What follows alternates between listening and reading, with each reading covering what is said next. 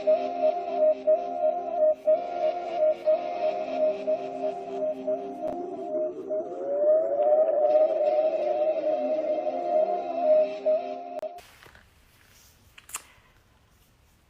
ho.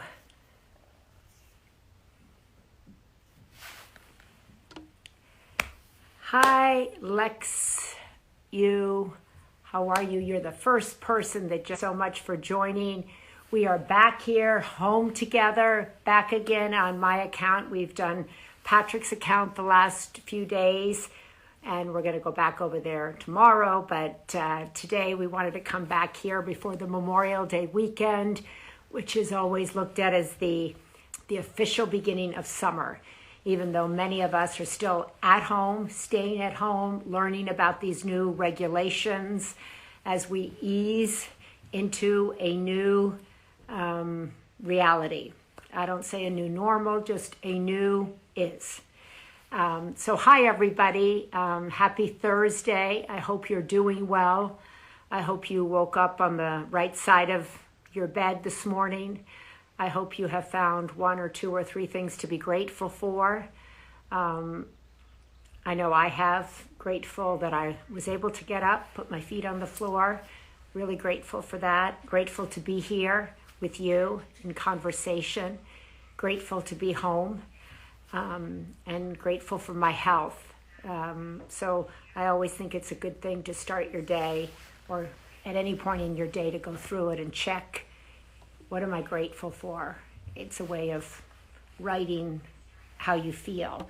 So I'm going to look on here to see if, let's see, Patrick wants to join. And what I just saw on there was that Sara is also actually waiting for us. We were going to request Sara. Patrick, what's going on? Come on over. I'm waiting for you because we're talking to one of your heroes today, or somebody you greatly admire. Whoops, sorry, it just paused. Right. For a second, but I'm super excited to talk with Sara, and you know, I've looked up to her as a fellow entrepreneur, and I know you look up to her as a female business owner. Yeah.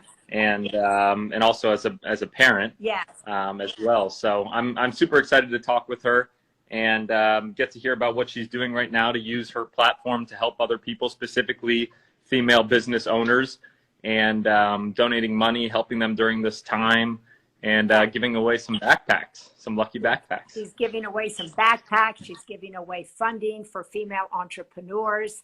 And what I love is there's a story behind the amount she's giving away, the backpack that she's including, and it also includes a gift certificate to her master class. So come over here, Patrick. Patrick is, I should introduce myself. I'm Maria Shriver. You always like to see that.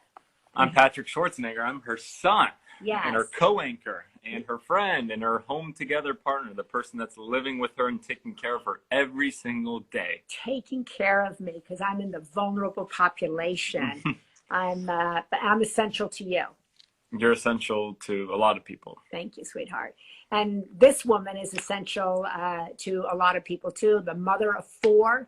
A wife of Jesse. Her husband is great. Where are you going? And she's on an RV trip right now with her kids and her husband. I want to talk all about that. But what we really also want to talk to her about, because if you're a female entrepreneur, she's out there and she's got some help for you. So she's on the road. So we're going to request her in. I saw her on the request thing. Oh, here. Did you? I can't wait to see how her there. Wi-Fi situation is out on the middle of the road. Uh-oh. John Gray, I see you, John Gray. Okay, but let's see. Oh, hi, John Gray. Oh, there you are. Hi, guys. How are you? Sarah. Hi. Hi. It's so great to talk to you guys. Thank you. That looks like the nicest RV I've seen. That's a great one. Listen, I gotta say, we came home late last night. Oh, okay. Our 2 boys graduated today from kindergarten, so we did the drive-through graduation in the parking. Oh, wow. How was that for you and them? My husband made a bet with me that I was going to cry. I'm absolutely not going to cry. And Maria, I was bawling like the ugly cry. And all the teachers were waving their sweet signs. And I was like, oh, you know, because our little boys, we let them stand outside of the sunroof, and they literally turned into like two little Mr. America. They were waving like this to all their teachers. Oh. And it was emotional, obviously lots of reasons, you know. Yeah. We just had a graduation. Patrick's younger brother graduated on Zoom from Michigan 2 weeks ago, and I cried. It was really emotional. And I think it's emotional for everybody, these graduations. You think, oh, because they're on Zoom, maybe they won't be, or it's a drive-by, maybe it won't be. But it is, because there's so much that goes into that moment. And I think we're all a little emotional anyway. So congratulations to you. Thank you. But I have been in an RV for the past 2 weeks, so I can't tell you how good it was. Like you were talking about gratitude and the simple things. I have never been more grateful for a bath. I just sat in my bath and was like, I am experiencing intense gratitude right now. Oh, that's good. So, Sara, so Patrick is a big admirer of yours. I have been an admirer of yours for a long time, and we know each other. And I was so excited and grateful that you have stepped up in the way you have put aside $5 million, everyone, for female entrepreneurs at this time. Talk a little bit about that and what you're trying to do. Yeah, I mean, absolutely. Especially during the crisis, I've been wanting to support women since I was a little girl. So that's sort of been my greater mission throughout my life. But I'm a small business owner. I act like a small business owner. I own Spanx 20 years later. And so I just wanted to help. I was like, what can I do during this time? I know what it feels like. And I decided to donate $5 million to help female entrepreneurs. And I was so excited to be able to do it. And what I'm doing is I'm giving 1,000 different female entrepreneurs $5,000 each. And the 5,000 mentioned is symbolic because that's what I started Spanx with. And I've never taken any additional outside funding in 20 years. So I want to remind the girls and the women that are getting this that, you know, you can start small but dream big. And that's what I did. Spanx came to be with just that $5,000 in seed money that I saved from selling fax machines door to door before I started Spanx. And then everybody gets a lucky red backpack because I started Spanx with my lucky red backpack from college. And it was with me for the first 7 years of my Spanx journey. It was my purse. I did not have a purse. And I'd bring it into all my really important meetings at like Neiman Marcus headquarters and Bergdorf Goodman. And, you know, it was like a little embarrassing because everybody in those lines are perfect. And, you know, I've got this old red backpack, but I truly believe it's lucky. So each woman will also receive a lucky red backpack. Wow, that's I need to get a red backpack, even though maybe I'll have you sign up and get me one. But so I want to talk about, obviously your focus is towards female entrepreneurs, and is that because you were a female entrepreneur and started a business, or are females having a harder time accessing capital during a moment like this? I mean, it's both. So I just have this deep-seated gratitude for being a woman born in the right country at the right time. And I don't know where it comes from. I've talked to my family about it. I didn't grow up in a family that was like pro-women and we got to help women. But I actually think this deep-seated feeling came from watching my mom and my grandmother's lack of options. And it sort of this quiet thing that I absorbed growing up. And I felt like, oh my God, we've been on this planet a long time. My mom's only 22 years older than me. And the difference in just the 22 years of the opportunities that were given to me. So I've sort of taken this journey of, you know, Spanx or whatever it was going to be. Like I wanted to live my life almost in gratitude for all the women that came before me and even around the planet right now that still don't have this opportunity because of them being a woman. And so that's a big chunk of it. And then another part of it is if you do the research, it's really unbelievable. I think there's only something like 2.8% funding goes to female entrepreneurs. Wow, I didn't know that. Yeah, low. So for people that are on here that are following you or listening to this or that will listen, what are what's the criteria in order to come to get that grant or to apply? Do they have to be wanting to start a business? Does it have to be a business that was affected by Corona specifically? What are some of the details so people know? Yeah, so I go to globalgiving.org. I partnered with Global Giving to do all of the vetting. So they're actually doing all of the selection of the recipients. There is a list of 5 or 6 criteria on their website, and it's globalgiving.org/Red Backpack Fund. Hmm. And you have to be a business already, and you need to have certain criteria as far as revenue. You can't have revenue over $5 million. And, you know, the women are writing how coronavirus in this time has affected them specifically. So it's also trying to help. And there's a component to this of some of the women who've already received we've given 200 women their funds already. They've pivoted, which is really cool to see entrepreneurs do this. They're hurting themselves, but one woman has a catering company in Chicago, but she's pivoted to cater to the front line, and she's serving food to all the hospitals in her area. So there's a component of that as well. These women are really making an impact in their communities. And we should say that I think a new round is available starting June 1st. But I want to know, Sara, how has Spanx had to pivot? You mentioned you're still the CEO. You're teaching a master class on how to be a CEO and start your own business. But how have you, as a business owner, had to pivot? I mean, well, you know, there's so much happening as a business, and I have 4 children under the age of 10. So I haven't had childcare. I can tell you one thing, when this all happened, you should have seen this, what I was going to accomplish. I mean, it was like, I'm going to write a book. I even had on my list, I'm going to invent something that will help clean the ocean. And the only thing I've done, Maria, are dishes and like keeping my children alive. So as a business leader, the first thing I did was just, of course, I thought about my people. I was like, how do I keep my people safe? And I wanted to make all the right decisions there. So we closed the office early. The office is still closed. It's just such a difficult time to make these kinds of decisions, but I don't want to put anyone in harm's way. And we closed our retail stores. And then over-communicate. I feel like it's a time to over-communicate with your team. And during crisis is a good time to actually build culture, because people will remember how you showed up for them in big and in small ways. And then, you know, I had a whole checklist. Like, it went from costs. Spanx is a zero-based budget company, which has helped us tremendously, but we got together as leaders and immediately made a new budget for this new situation that we're in.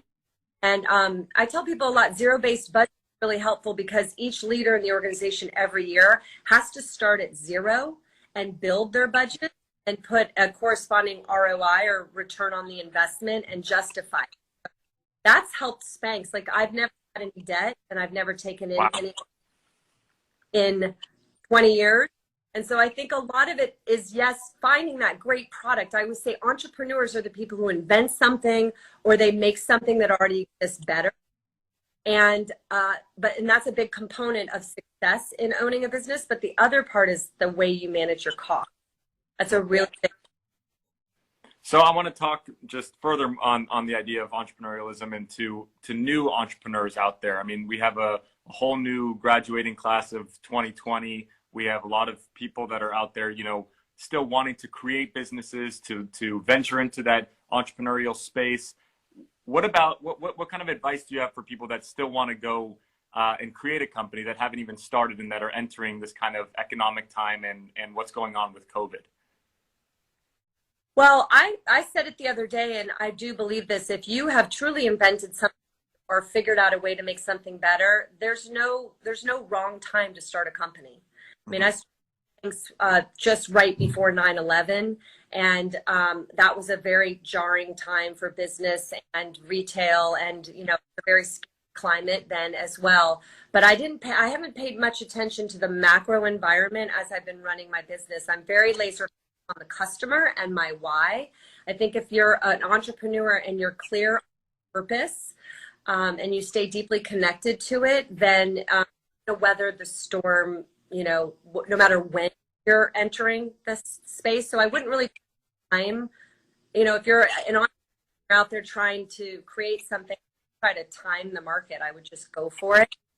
And then I would also say people aren't really willing to start small. I mean, there's this whole, I got to go raise $30 and I want to be big overnight. And there's some real, there's some real dangers to doing that as far as an entrepreneur ending up not owning a big chunk of their business, and a lot of that fizzle out quickly too.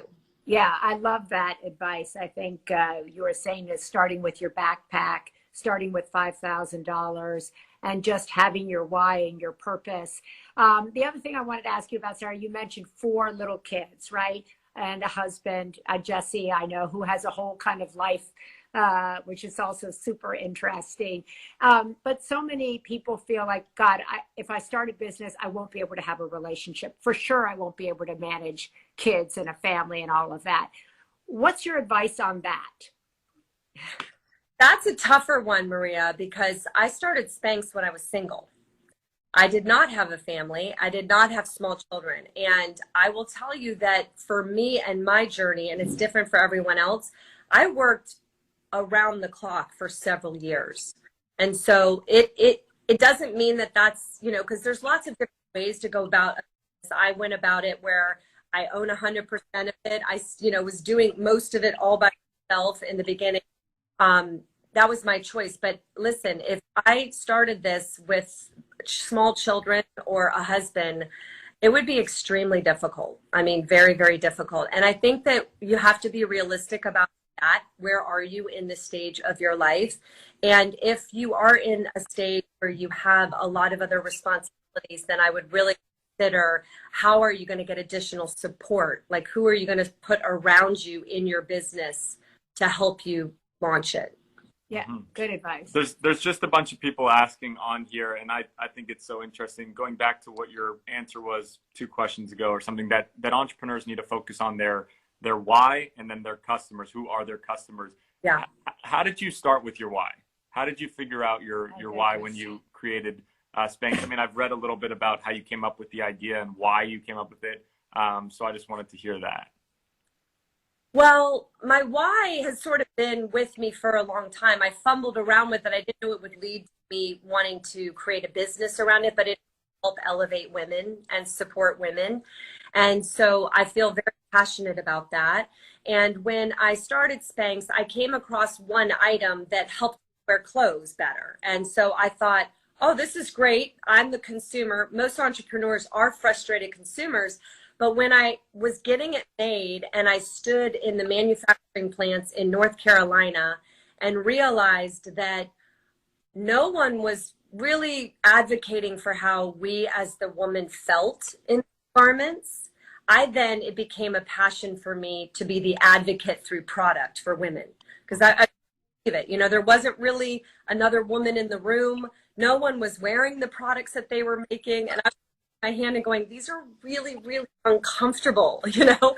And it was like, well, they're buying them. And I thought, well, yeah, we're buying them because we don't have another option. So it's like that passion for me. And I tell people, if they're tuned in right now, what makes you cry? That's a really good way to get to the heart of what you're passionate about really quickly. Like, what really you, what makes you cry? You're gonna, you know, whatever that is that surfaces for me, not being able to fulfill their potential simply because of who they are. For some people, it might be animals. Some people, it might be the environment, you know, whatever that is. But what really stirs you inside, you got to pay attention to what that is. And then how can you create something in your life that if it doesn't directly serve what your purpose is, that you back and you feel a greater sense of, I'm going to take the money that I'm making from this and be able to difference. And that, more than anything, staying connected to your purpose will keep you motivated hardest of times. I mean, that's you know, and also, I mean, I haven't been doing this really for the money, and I think that also is the reason 20 years later I'm still doing it. But some people will say, Sara, why are you still doing this? Because of that passion. I found my why, and the why doesn't really run.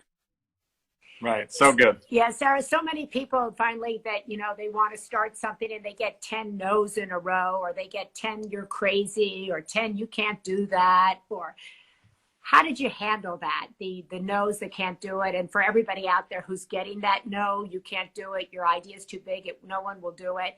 What's your best advice on that? I mean, to me, a no, and then it's a funnel. I sold fax machines door to door for years before I started Spanx. So the amount of no's that I got, Maria, were so incredible. I mean, all day long. So people ripped up my business card in my face about once or twice a week. I'd get escorted out of buildings. So I had just really unbelievable training in being told no. So when I started Spanx, I kind of knew that you have to have a certain amount of no's to get to the yes. And so I almost visualized a funnel of no's, and you got to fill up the top of the funnel with like tons of no's, and you get that yes that drops out. So you don't want to stop filling the top of the funnel with no's. And I read the other day on someone's Instagram, and it said a loser is just a winner who tried one more time. Mm-hmm. That's so great. Same with no's and yeses. I was no for 2 years. I mean, every person I approached was like, this isn't a good idea. I understand it. We don't get it. And I see, like, you know, if I stopped, none of this would have happened. Yeah, it's so great. I just want to say I met Sara right after she started Spanx. I was First Lady of California. I was doing a conference. She came. She was just starting out before any of this. And she's exactly the same. She's got more kids and she has a husband and stuff like that now. But she's the exact same kind of inspiring, upbeat, motivated leader. And I take great joy in following her because she shares what she has made with her friends. Mm-hmm. And it's really, your story is extraordinary. It's such an inspiration for male entrepreneurs as well as female entrepreneurs. As he was saying, I wonder if the advice would be the same for guys like me, right? You were saying. Yeah, well, I wanted to actually just end with one last thing. I know I kind of with everybody that we've been talking to, and we know this month is kind of a graduation month. And do you have any just last parting words that you want to give to new graduates that are entering this time of uncertainty and high unemployment rate and everything else? I mean, I'll tell you what I did when I first started Spanx. I actually had I was in a very dark time. And I think that really cool things can happen out of dark times, you know? It's almost like I was at a rock bottom place, and because of rock bottom, it propelled me to do something like this. So I was selling fax machines door to door. I was being kicked out of every place. It was 7 years of my life. And one day, Patrick, I pulled off the side of the road and I literally was like, I'm in the wrong movie. Like, call the director, call the producer. This is not my life. And I went home that night and I wrote in my journal, what are my strengths? And that's what I would encourage people to do. What are you good at? I asked myself, you know, and literally the only thing in the good column was sales. And I thought, okay, well, why am I good at sales? Asking myself, and finally I got to the point of, I really like giving something or selling something to people that improves their life or makes them feel good or it like helps them in some way. And so that night I wrote in my journal, I'm going to invent a product to sell to millions of people that feel good. Wow. And I looked up at the sky in my apartment and I said, universe, please give me the idea. And so I would say to people, get about your strengths, ask the universe for the idea that is meant for you, and then be very open, your receptors open. And my idea didn't come to me for 2 years. I continued to sell fax machines. I was very aware because I had set that intention. And it was 2 years later that I cut the feet out of control top pantyhose to wear under white pants to a party. And I only did it one time because I came home that night and I was like, are you my idea? You might be the idea that I asked the universe for. And so I wasn't going to squander a single idea to try to help get me into the right movie. And now I'm in the right movie, you guys. Well, that's the law of attraction. I'm a big believer in that and manifesting things into reality. So I couldn't agree more. Thank you so much for coming on and talking with us. We appreciate it. Hopefully your kids enjoy the summer and being done with kindergarten. And the red backpack, we'll put up the information where you go to access the fund or try to get Sara's help. Which and I think that people can also donate to that to help other entrepreneurs, female entrepreneurs, correct? Oh. That up, Patrick. I've had so many different people donate from $5, $50. A lot of other female entrepreneurs actually have said, I want to pay it forward. I've had that have been so great. So it's all directly to these women, and that's a great call out. So, and we're going to continue to select the women for the next 4 months, and we're opening it up at the beginning of every month so that we can, the Global Giving can do the screen, select the women. Maybe we'll get you come back in like a month or two with one of the women. That would be amazing. Oh, Yeah, smart. that'd be great. So we want to thank you, Sara, for coming off the road trip after graduation, which is an emotional day, to spend a little time with us at home together. So always a pleasure. I just want to tell you guys inspire me. And so thank you for saying that, but you're a cool family. I look up to you guys as well. And Patrick, good luck on your entrepreneurial ventures. You're already on your way. So you've got the bug for sure. And so thank you for being a light in the world, both of you, and spreading positivity. Thank you, Sara. Thank you so much. Congrats to your kids. I love that. All right, see ya. Regarding graduation, I remember, I should say, when you graduated from kindergarten. It's a big deal. Preschool graduation, kindergarten graduation. It's a big deal. High school, and then college, and then whatever. So we're all graduating every day. We're graduating to the next day. We learn something every day. Like, I just learned a lot from her. Yeah, no, I mean, that was great to talk about advice for new entrepreneurs, talk about her why and what made her really start, and how other people can get started, to giving that $5,000 grant to other female entrepreneurs that are out there that are struggling during this time of COVID, to red backpacks, to her lucky red backpack too. I mean, there were so many different family aspects. Yeah. So that was a great conversation, and then also to really I like the idea that a lot of people find themselves depressed now, anxious, in a dark place and stuff. And she was saying that had she not been in that place, maybe this would not have been her movie. Yeah. And so I think that, we were talking about there's never a right time. Just because you're having a hard time doesn't mean it might not be your time. Yeah. So I think there was inspiring advice in there. We put these up on YouTube. You can go and re-listen to her. She's also doing a master class. You can apply for a grant. You get a backpack. You get a free pass to the master class. Yeah, we will have this available to rewatch for people that came in late.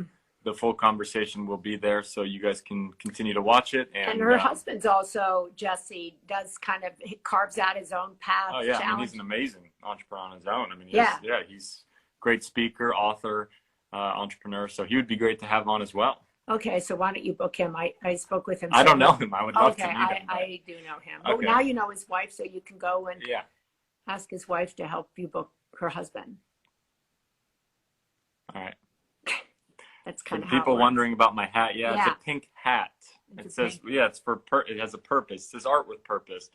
It's for breast cancer, raising money for breast cancer. So, Yes. There's so many organizations out there that are still working on the front lines, whether it's in the arts, whether it's in Alzheimer's, whether it's in breast cancer, you name it. There's so many other organizations still working throughout COVID to raise money, to do their work. So don't forget about them. And we want to thank you. People asking about your ice cream. Are you going to be doing more ice cream? Yeah, I just got my own Patrick's Pint spoon in. So now we're going to go and get some ice cream. You have a Patrick's Pint apron or no? No, I need to get the apron in. Okay. But we have a lot of ice cream to be eaten this weekend. So stay tuned. Okay. Thank you guys so much. Tomorrow on your account, Blake.